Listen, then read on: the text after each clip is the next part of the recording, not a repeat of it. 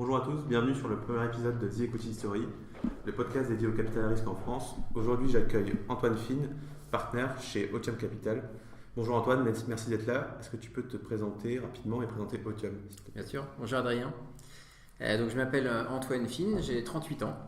Je suis partenaire chez Otium depuis 3 ans bientôt. Otium, c'est un fonds de VC qui est financé par un LP qui est un entrepreneur français qui s'appelle Pierre-Édouard Sterrin qui a créé notamment Smartbox. Moi, je suis en charge plus spécifiquement de Otium Brands qui s'occupe essentiellement des investissements dans les sociétés dites consumer, c'est-à-dire des sociétés, on va dire low-tech et qui ont comme point principal un produit et une approche de distribution rupturiste. Ok, super. Est-ce que tu peux en dire plus d'abord, avant d'aborder Otium Brands, sur ton parcours et sur sur ce qui t'a mené à devenir capital risqueur? Oui.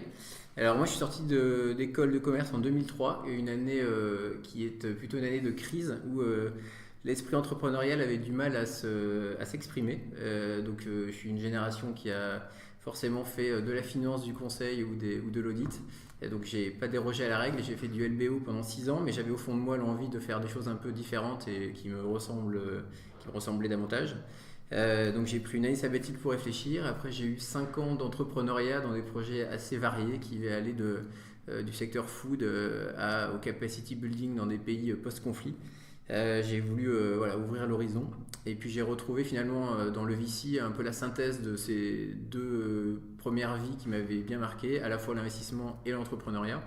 Et je trouve que c'est vraiment fabuleux d'accompagner des projets et des entrepreneurs inspirants dans la réalisation de leurs rêves et de leur parcours professionnel. Et est-ce que tu peux nous parler du positionnement qui est un peu différent d'Otium Brands? On est d'accord que ça reste un fonds de VC classique, mais qui a une approche différente et un positionnement consumer. Alors effectivement, on a commencé en fait à regarder des dossiers en 2015 plutôt growth, donc plutôt capital dev, puisqu'on avait une autre équipe chez Otium qui s'appelle Otium Venture qui fait du VC tech. Et puis en fait, on voyait apparaître un flot de dossiers non tech que ne prenait pas l'équipe Venture et qu'on trouvait assez passionnant parce que vraiment dans l'air du temps, très pertinent sur les mutations des comportements des consommateurs, donc avec de gros potentiels. Là où finalement les deals de CapDev étaient un peu plus ronflants, un peu plus moins rupturistes, il y avait moins de quoi s'emballer sur des deals de taille supérieure et des entreprises qui avaient déjà quelques heures de vol. Elles étaient peut-être moins agiles, moins en phase avec les mutations. Donc on s'est dit que finalement il y avait peut-être un segment non adressé qui avait un gros potentiel. Et on a fait notre premier deal en janvier 2016 sur une société qui s'appelle Même Cosmétiques qui fait des cosmétiques pour les femmes en traitement anticancéreux. Donc c'est une gamme de produits cosmétiques, tout ce qui est de plus industriel avec du stock, de la distribution physique et digitale, une construction de marque, mais un énorme potentiel de marché, une approche avec des fondatrices vraiment inspirantes. Clairement un potentiel de création de marque et d'exit auprès de gros acquéreurs stratégiques potentiels à terme. Donc vraiment une equity story intéressante et elles avaient beaucoup de mal à lever auprès des fonds VC classiques qui avaient plutôt des réflexes de tech et de scalabilité sans contrainte, on va dire. Donc ça nous a fait un déclic, on s'est dit c'était probablement pas les seuls sur le marché. Ok, super.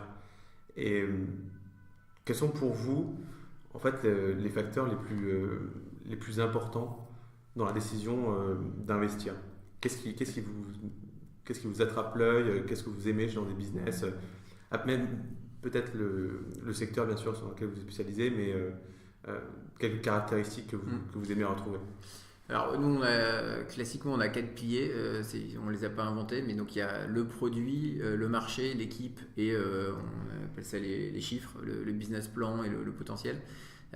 Donc le marché, il faut que le marché ait une profondeur suffisante, parce que qui dit quand même capital risque dit effectivement qu'il faut un retour potentiel à la hauteur du risque pris, donc prendre un gros risque pour un petit potentiel, ça n'a pas trop d'intérêt. À titre personnel, quand j'ai fait mon projet en Libye, c'était très risqué et le potentiel du pays en reconstruction semblait important. Puis en fait, avec les contraintes diverses et variées, finalement, le marché adressable pour notre business de formation n'était pas si énorme. On ne peut pas prendre un gros risque si on n'a pas un gros potentiel en face. Il faut vite s'arrêter et partir sur autre chose. Donc, taille de marché.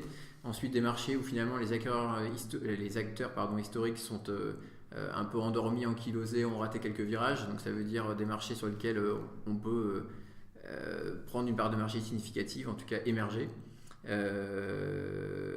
Des marchés où il y a quand même des exits stratégiques, ça aide quand même à réaliser son TRI. C'est sûr qu'en consumer, le scaling est moins évident que sur des ventures tech. Maintenant, il y a des valorisations en bout de chaîne qui peuvent être très significatives.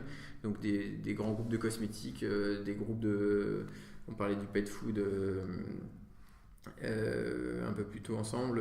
C'est des marchés qui valorisent très bien les actifs et donc on peut se rattraper, entre guillemets, compenser la taille par des très beaux niveaux de multiples. Donc c'est bien d'avoir des marchés qui valorisent très bien les sociétés, donc il faut regarder un peu les comparables. Donc ça c'est sur le marché. Sur le produit, il faut que le produit apporte une vraie valeur ajoutée. C'est une évidence, mais il faut se dire que il y a un travail amont de réflexion sur la proposition de valeur. Il faut qu'il y ait des éléments différenciants, idéalement des brevets ou une expertise gagnée dans le temps par le fondateur. Enfin, il faut qu'on sente que cette entreprise va apporter quelque chose de nouveau et que le marché va le percevoir.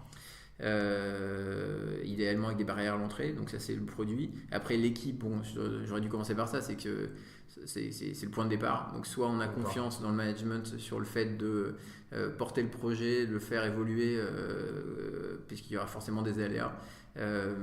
Et finalement c'est la pierre angulaire de tout projet. Donc l'équipe doit être si possible relativement au complet, en tout cas assez complémentaire. Si c'est des single founders qui aient prouvé une capacité à recruter, et on essaye de voir les gens régulièrement, plusieurs fois dans les process, et pas se faire juste séduire par une management presse bien léchée. Okay. Il faut voir les gens un peu à l'épreuve, rentrer dans le détail des chiffres pour se faire une conviction. Et puis ensuite il y a les chiffres en l'occurrence, donc business plan, quelle est l'ambition, est-ce que ça paraît réaliste, le use of fund, à quoi va servir la levée. De l'explosivité. Alors nous effectivement on a un actionnaire qui nous demande de l'explosivité exactement, donc c'est des rendements significatifs mais qui s'expliquent comme je disais tout à l'heure par le fait que qui dit risque dit retour. C'est aussi s'assurer qu'il y a une forme d'ambition minimum des fondateurs, et ensuite quel est le deal, quoi. C'est-à-dire qu'effectivement il faut pouvoir s'y retrouver en valeur d'entrée, en valeur de sortie, pas écraser trop le management, pas être non plus voilà, trop limité dans la captation de la valeur à terme. Donc c'est des équilibres un peu subtils. Il faut que tout ça soit aligné, ces 4 piliers, pour qu'on se lance. Super. Tu nous as parlé tout à l'heure de marques qui bousculaient l'ordre établi. Est-ce que tu peux nous en dire plus? Je sais que chez Otium, c'est un des piliers de la philosophie d'investissement, c'est d'investir dans des business models qui soient différents et directs. Tu nous as parlé de Digital Native Vertical Brand. Tout à fait. Alors, c'est vrai qu'il y a un acronyme qui est pas mal utilisé ces derniers temps. Donc DNVB, Digital Native Vertical Brand, ça veut dire des marques nées sur les réseaux sociaux et vendues généralement direct, donc via leur site ou leur propre shop. Donc ce que j'ai expliqué tout à l'heure, c'est que ce qui est intéressant, c'est des marchés un peu sclérosés avec des acteurs qui ont raté des virages. Donc, qu'est-ce qu'il y a eu comme virage récemment? Il y a des consommateurs qui sont plus avertis parce qu'ils ont un accès plus direct à l'information, ils peuvent se renseigner, ils peuvent comparer, la voix remonte, donc on est moins dans le top-down historique. Donc ça veut dire qu'il faut être capable de vivre et de se faire entendre sur ces réseaux sociaux-là. Et c'est quand même compliqué quand on a un grand groupe, qu'on a été habitué à faire de la pub télé, de se dire je vais me mettre au niveau de mon consommateur, je vais lui parler au quotidien, je vais le faire participer, je vais faire de la communication qui est adaptée à la nouvelle génération, millennials, etc. Donc quand on est digital native, ça aide à savoir servir des réseaux digitaux. Et il n'y a pas de secret, quand on est né dans la marmite comme Obélix, on est plus à l'aise pour utiliser ces outils. Comme exemple français nous on a investi assez vite dans Merci Andy, qui était une référence dans la communication digitale. Donc c'est des gens qui sont arrivés à avoir 200 000 followers sur Instagram en quelques mois en parlant d'un gel de main, d'un gel antibactérien et de l'univers merveilleux de leur marque. Donc c'est assez génial de leur part. Et alors eux ils sont DN, pas forcément V, puisqu'ils sont surtout distribués par des des grands comptes, parce que c'est des produits d'impulse devant la caisse, mais ils ont aussi un e-shop. Après, typiquement, récemment, on a investi dans Feed. Feed, c'est des alternatives des repas complets en barre ou en poudre. En un an, ils font quasiment 500 000 euros de mensuels en ligne de vente de food. On n'avait jamais vu une marque de food vendre autant en ligne. C'est-à-dire, on a vu des retailers, on a vu des gens qui vendent des repas pré-préparés, de la livraison, mais une marque qui vend sur sa seule gamme à ces niveaux-là en quelques mois, c'est du jamais vu. Et donc ça vient du fait que les gens se mettent à acheter en direct. On peut émerger plus facilement sur les réseaux sociaux. Finalement, on a une capacité de pénétration par à la fois la distribution et la communication qui n'a jamais eu avant. Et donc, je mentionnais tout à l'heure le fait que moi j'avais travaillé sur une marque de snacking, c'était en 2010. Et je me rappelle très bien, on se disait, mais pour émerger, ça va être compliqué, il va falloir qu'on achète de la pub aux 20h. Et c'était avant la toute-puissance de ces réseaux qui font qu'aujourd'hui, exactement. Et bon, comme exemple américain très connu, on peut citer les matelas Casper, les lunettes Warby Parker, les vêtements Bonobos. Mais ce qui est intéressant, c'est que toutes ces marques finalement qui sont nées du e-commerce et en ligne, in fine, elles sont retournées sur du offline, sur du commerce présentiel. C'est un peu ce que tu écrivais dans ton article Medium, et sur le besoin de l'expérimentiel. Est-ce que c'est quelque chose que vous regardez beaucoup chez les marques? Je sais que vous avez des marques qui valorisent beaucoup ça. Oui, tout à fait. Tu peux nous en parler un petit peu plus? Effectivement, pour un peu justifier la thèse qui paraît, vue de loin, qui pourrait paraître en dehors de la plaque, parce que nous, on se veut un peu finalement low-tech dans la proposition de valeur de base. La tech est au service de la distribution, de la communication, mais les propositions de valeur sont des produits réels, tangibles, des lieux de vente, des lieux d'expérience. Effectivement, on soulignait le fait que le monde réel, finalement, n'a jamais été aussi fort qu'aujourd'hui. Parce qu'on a beau être outillé par la technologie, on a quand même envie de faire des choses, de consommer intelligemment, de vivre des expériences avec ses proches. Donc la réalité de ce qu'on vit au quotidien est toujours fondamentale. Donc nous, on a beaucoup misé sur des sociétés qui ont effectivement cette double présence, à la fois en ligne et dans le monde réel. On mise beaucoup sur le retail expérientiel. Typiquement, on avait eu une réflexion amont en se disant qu'il fallait trouver les nouveaux concepts de demain pour les centres commerciaux qui souffrent de la concurrence d'Amazon. Et légitimement, si ce n'est que des étagères de produits, il n'y aura jamais autant de produits que sur Amazon. En revanche, si on a un conseil, si on a du service, du soin, si on a du jeu, du loisir, des choses à faire. Le retailtainment. Voilà, le retailtainment, c'est sûr qu'on ne le fera pas sur Amazon. Donc nous, par exemple, on a co-créé la chaîne Apic, qui est de l'escalade ludique pour les centres commerciaux. Vraiment partant de ce constat, et on était vraiment à l'origine du projet, on a trouvé un fondateur, et ça partait d'une conviction sur le fait qu'il y avait une opportunité sur ce sujet. Donc vraiment et puis techniquement le online c'est 8, 10, alors peut-être 15% parfois, alors, je vois, le OTA ça va être 30 ou 40%, mais bon ça n'est qu'une partie du marché, donc c'est sûr que si on veut croître, il y a un moment il faut aussi être offline, et après il faut être offline intelligemment. Si c'est pour repasser par les circuits intermédiaires, on repère de la valeur. C'est tout l'enjeu de la verticalité et de gagner de la marge sur le middleman. Exactement. Voilà. Donc après, il faut trouver une manière d'être offline sans être intermédiaire. Il y a plein de choses qui peuvent exister. Et en tout cas, c'est sûr que tu citais tout à l'heure les grandes DNVB américaines, et elles ont effectivement toutes fini par ouvrir des lieux, faire des deals avec des gros retailers pour avoir des emplavancements, des découvertes. Se faire racheter par des retailers. Voilà, exactement. Et Target, je crois qu'il y a. Alors Target a investi finalement dans Casper. Exactement.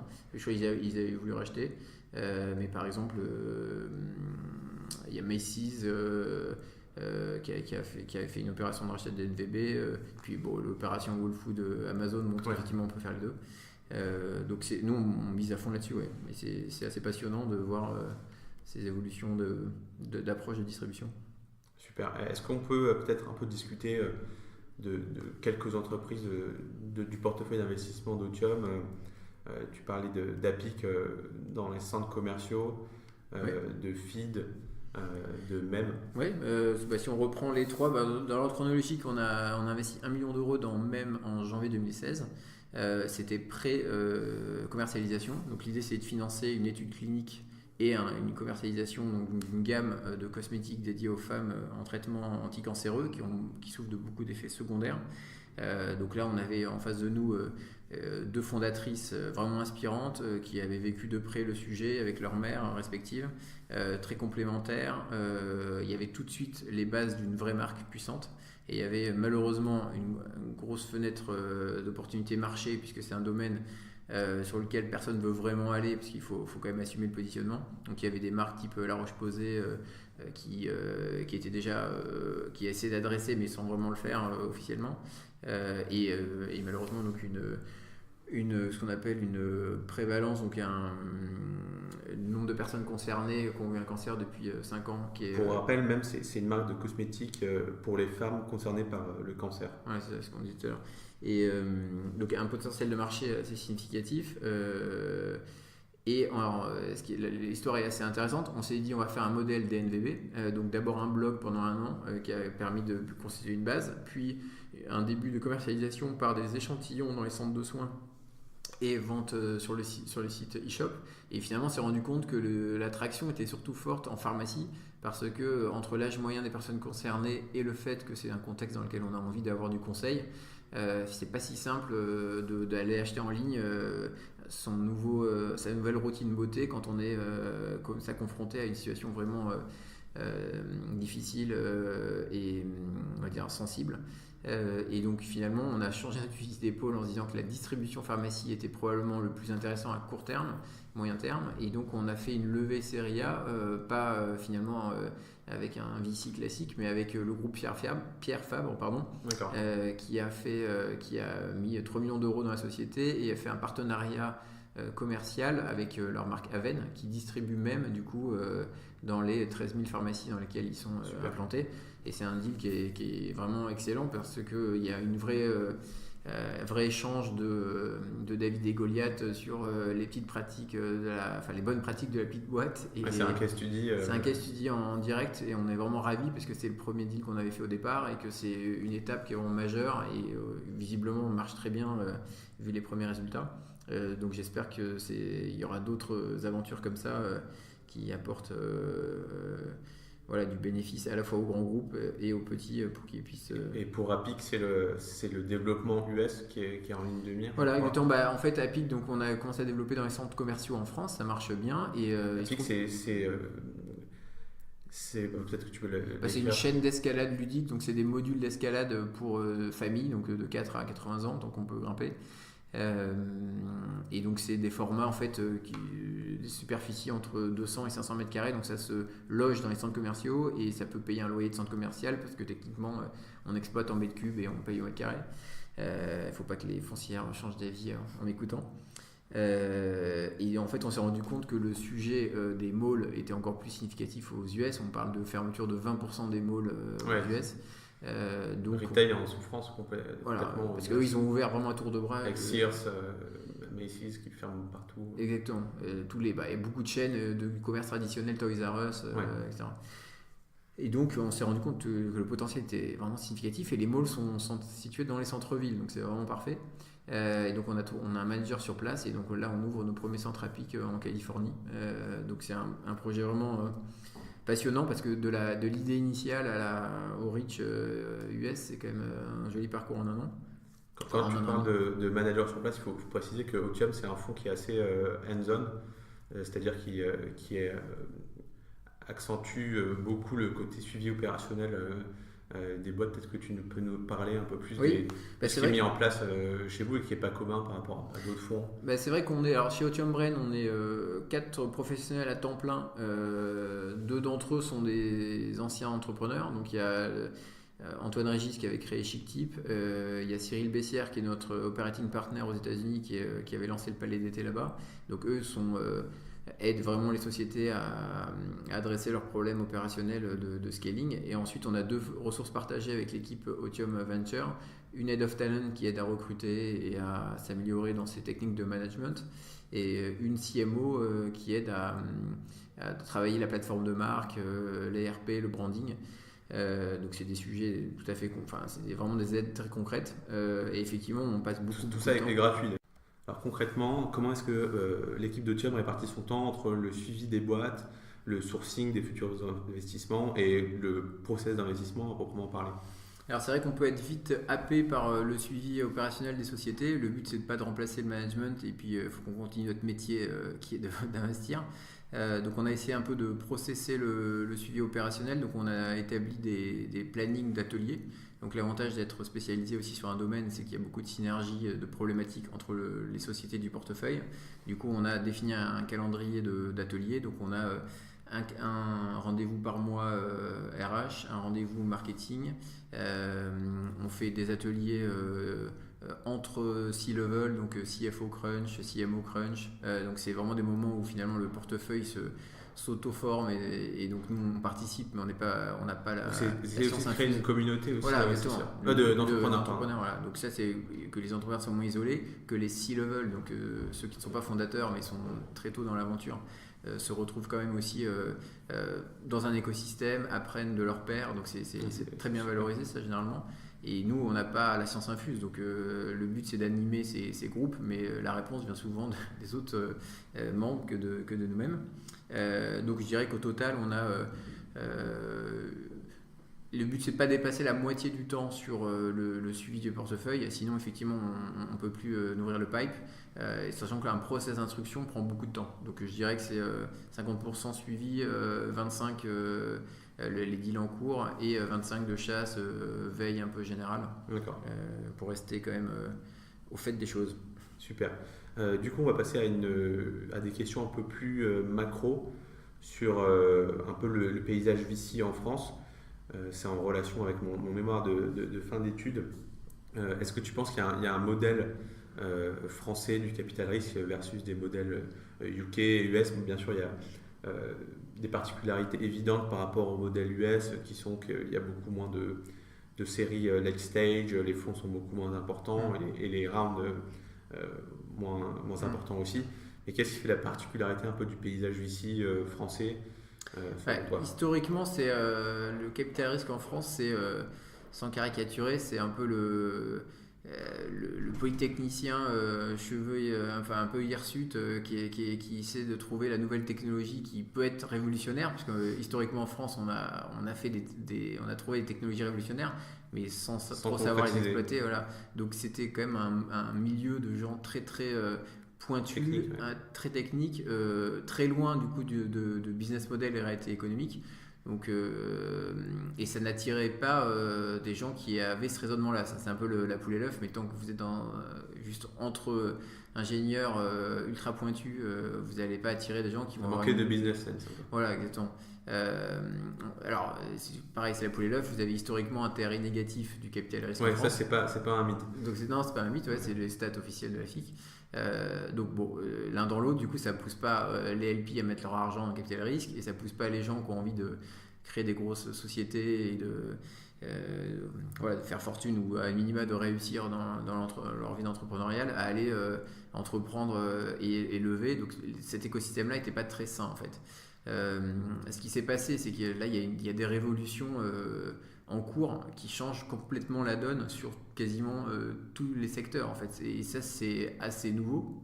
C'est-à-dire que finalement Internet, ça fait longtemps que ça existe, mais les conséquences de Internet plus smartphone plus ça c'est une conséquence, mais les effets de réseau, maintenant la décentralisation, la blockchain, etc., finalement vous pouvez complètement chambouler des ordres établis. Donc du coup le champ des possibles est assez incroyable, et donc là du coup vous recréez un peu un cercle vertueux qui est vous allez attirer des talents, attirer des investisseurs. Donc finalement la France s'en est rendu compte il y a quelques années, et donc l'écosystème, là encore si tu peux juste comparer 2010 quand j'ai fait mes projets entrepreneuriaux et maintenant, moi j'avais pas de porte, moi j'avais pas la BPI, les incubateurs, je travaillais de chez moi et je savais pas où aller pour parler de mon projet quoi. Le rôle de la BPI a été assez déterminant. Franchement, il faut leur reconnaître que c'est assez impressionnant. Alors après, c'est sûr qu'il faut... du free money. Voilà, il faut faire attention qu'ils ne gaspent pas trop le marché à faire des interventions eux en direct ou funded. Mais bon, on peut reconnaître qu'ils ont vraiment fait un énorme travail de kick-off dans l'écosystème. Les grands groupes aussi, on se sont dit qu'il fallait faire des choses, donc à financer des incubateurs, des pôles venture, etc.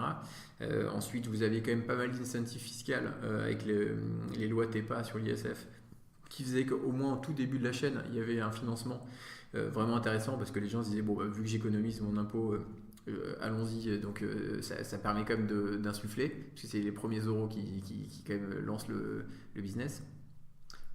Donc les choses sont mises en place progressivement.